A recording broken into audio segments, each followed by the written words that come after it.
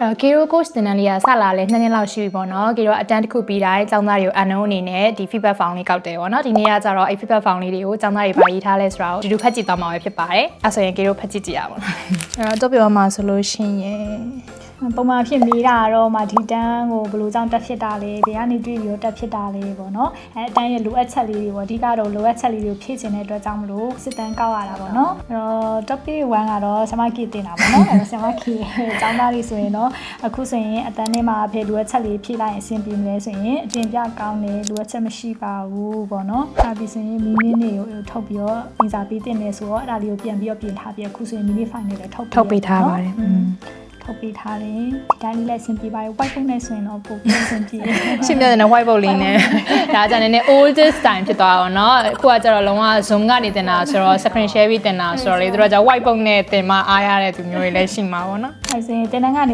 ေပို့ပြီးတော့တိလိုက်ရတာဌာနလေးပို့ပြီးတော့တိလိုက်ရတယ်ပေါ့နော်ပေါင်တင်ပေးရတွေပါတယ်ပေါ့နော်ကျေးဇူးတင်တဲ့အကြောင်းလေးတွေပေါ့တင်တန်းကာလာပို့ကြခြင်းနဲ့တင်တန်းကာလာကကီရိုကအခုတမင်ဟိုတူတုတ်လေးလောက်ထားပါတော့တစ်လခွဲနှစ်လဖြစ်သွားရင်နှစ်လဖြစ်သွားရင်တစ်လခွဲဟုတ်တယ်ဘာလို့လဲဆိုဟိုဒီမှာတင်တန်းတက်တဲ့သူတော်တော်များကြအလုံးနဲ့တစ်ဖက်တက်ရတာဖြစ်တဲ့အကြောင်းအချိန်ကာလတွေအရင်ကြာရဲဆိုလို့ရှိရင်အချိန်မပေးနိုင်မှဆိုတဲ့အကြောင်းမလို့ကီရိုတင်တန်းနေဆိုရင်များသောအားဖြင့်တစ်လခွဲနှစ်လလောက်ပဲဖွင့်ထားတာပေါ့နော်တော့တူတူရတာလားတက်ဖူးရဲ့တကယ်ချင်းညုံလို့တော့စာတင်ကောင်းမဲ့ထင်လို့ဆရာမချောလို့တော့နော်ကြည်နေပါရဲ့တကယ်ချင်းညွှန်ပေးကြရလဲများတယ်နော်ဟုတ်တယ်ကီရိုចောင်းသားဟောင်းတွေကလည်းသူတို့နီးစက်ရပါဘောနော်တကယ်ချင်းတွေညွှန်ပေးလို့လာတက်ကြရတဲ့သူတွေလည်းရှိရပေါ့နော်တင်ပါတယ်โอเคအဲ့ဆိုနောက်တန်းသွားကြည့်မယ်ပေါ့နော်အနီ KNB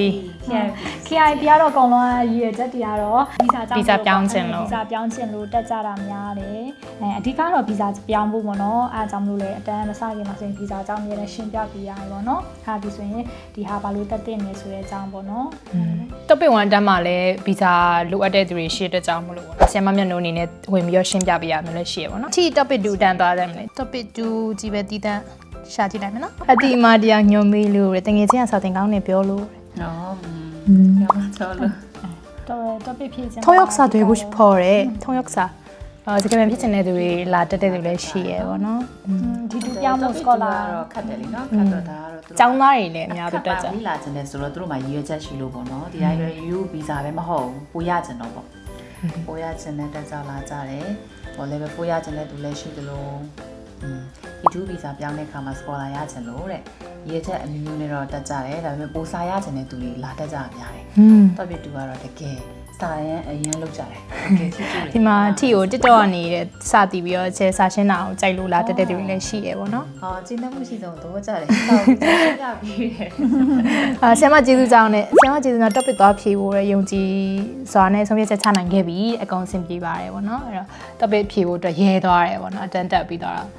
ာကျောင်းသားတွေအဆင်ပြေဖို့ပါပဲเนาะအဓိကကတော့ဒါအကုန်လုံးနောက်တစ်ခုကကျစကားပြောတန်းပေါ့နော်စကားပြောတန်းကကျတော့ကေတို့လက်တွေ့သုံးစကားပြောနဲ့အခြေခံတရားနဲ့စကားပြောတန်းဆိုရင်နှစ်ခုရှိရပါတော့အခြေခံတရားနဲ့စကားပြောတန်းမှာဆိုလို့ရှိရင်တော့ကေတို့3ရက်လုံးကတပတ်တစ်ရက်ပေါ့နော်စုစုပေါင်း3ရက်အနေနဲ့သင်မိတာပေါ့နော်အဲ့တန်းလေးရှိမယ်လက်တွေ့သုံးကကျအရင်တော့ကေနဲ့ဆင်မမျက်နှာသင်တယ်ပေါ့နော်အခုကျတော့ဆင်မထီနဲ့ဆင်မမျက်နှာသင်ရဲ့အတန်းလေးပေါ့နော်ဒါနဲ့ပတ်သက်ပြီးတော့လဲဘာလေးတွေ feedback ပေးထားလဲဆိုတာကြည့်ကြည့်တာပါစကားပြောတန်းဆိုမှတော့စကားမရလို့လာတတ်ကြပါတော့နော်စကားမရလို့စကားပြောကြညင်ကျင်လို့တဲ့ဆရာမတွေယုံကြည်လို့တဲ့ဒီပြဖိုင်လေးချိုးပြီးတော့ပို့ပြီးတော့စာအကြောင်းသားတွေကိုစာပို့ချိုးပြီးတော့တင်ခိုင်းရင်ပေါ့နော်အဲ့တော့မီနင်းတွေပေါ့မီနင်းတွေကတော့အကုန်လုံးချိုးထုတ်ပြီးရပို့ရှိလာတယ်တဲ့ပြီးတော့ကေတို့3ယောက်အတန်းမှာဆိုရှင်မှာတခြားလို့တီတင်တီထိုက်တယ်ပေါ့နော်ဘဟုတုတလေးလည်းထည့်ပြောတဲ့အခါကျတော့တခြားဘဟုတုတတွေတီလိုက်ရတာလေးလည်းဂျင်းနဲ့မြည်ရဆိုတာမျိုးလေးလည်း feedback တွေ့ရတယ်ပေါ့နော်ပြီးတော့လောက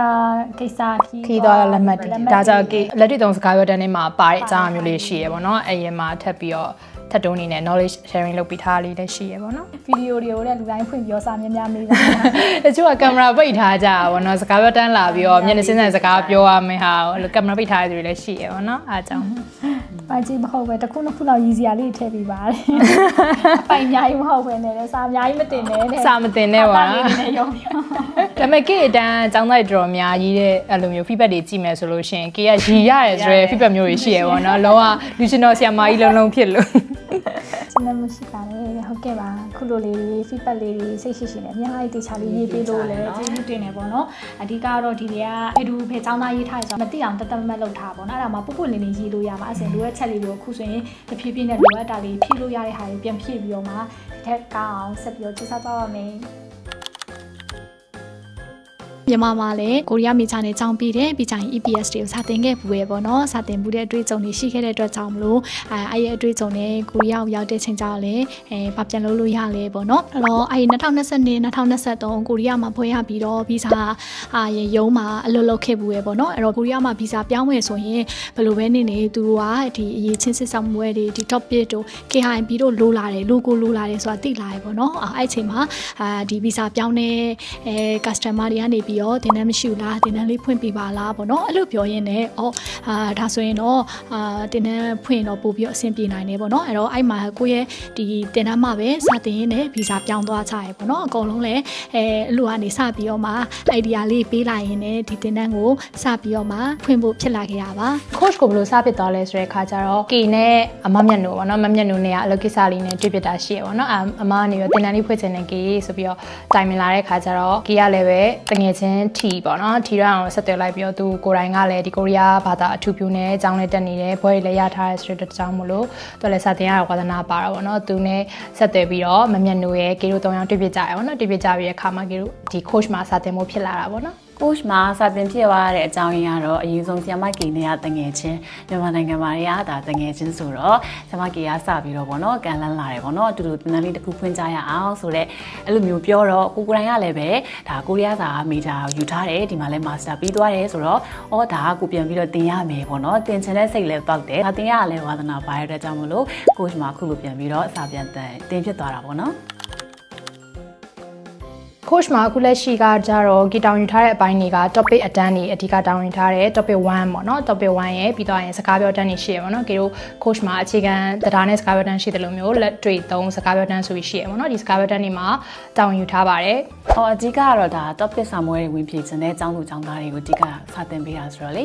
ကျောင်းစာအပိုင်းပေါ့အဓိကထားပြီးတော့ဒီအတန်းတွေကိုတောင်းယူပြီးတင်နေတယ် grammar တွေဒါအတန်းတွေရှိမယ် topic 2အတန်းတွေရှိမယ်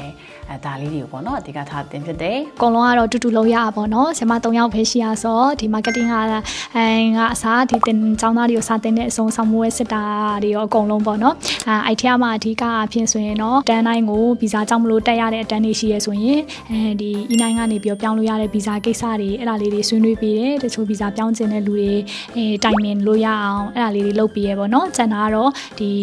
KIB တင်တန်းတွေတင်ပေးတယ်RBC စကားပြောတန်းတွေပြီးအခြေခံတဲ့တရားတန်းမှာလည်းအခုကစာတင်နေရအခုကတော့အတန်း3တန်းကိုကင်ထားတယ်ပေါ့နော်အဲ့လောက်ပါပဲရှင်ရှေ့လျှောက်ကကြတော့ coach မှာကေတို့ဒီရေမောင်းလိုက်စင်ပေါ့နော်ရေမောင်းလိုက်စင်နဲ့ပတ်သက်ပြီးတော့စာကနေစပြီးတော့ရေးဖြည့်လက်တွေ့ဖြည့်ပြီးသွားတဲ့အခါမှာ license လိုချင်တဲ့သူတွေအတွက်ကိုရေးဖြည့်တင်တန်းလေးဖွင့်ဖို့အစီအစဉ်နေတယ်ပေါ့နော်ပြီးတော့တခြား topic 2မှာဆိုလို့ရှိရင် vocab အတန်းနေရှိမယ်ပေါ့နော် vocab အတန်းကကြတော့ video class အနေနဲ့အခုလက်ရှိသင်ဖို့အတွက်ပြင်ဆင်နေပါတယ်အခုကပေါ့နော်လက်ရှိတန်းတွေကညပိုင်းတန်းတွေပဲဆိုတော့လေ topic တန်းတွေကိုနေခင်းလေးတွေလက်တာဖွင့်ပေးနိုင်အောင်ကြိုးစားပေးပါမယ်ပြီးတော့ကျောင်းသားတွေအများစုတောင်းဆိုကြတဲ့ topic meaning စာအုပ်လေးပေါ့နော်ထုတ်ပေးဖို့ရှိပါတယ် coach မှာတော့ဒီထက်ပို့ပြီးတော့ပေါ့နော်ကျောင်းသားတွေတောင်းဆိုတဲ့အတန်းတွေပို့ပြီးတော့ဖွင့်နိုင်အောင်ပေါ့နော်အဲ့လိုမျိုးဆိုတော့နောက်ပိုင်းကျရင်တခြားဆရာမတွေနဲ့တခြားအတန်းတွေပေါ့နော်ဖွင့်ဖို့လည်းရထားပေးပါတယ်ပြီးဆိုရင်ဗီဇာအတွက်ပေါ့နော်ဗီဇာအတွက်ပေးမဟုတ်ဖ ne ကိုရီးယားမှာရရှိနေနိုင်မှုအတွက် level မြင့်တဲ့အတန်းတွေလည်းဖွင့်နိုင်အောင်လုပ်သွားဖို့စီစဉ်ထားပါတယ်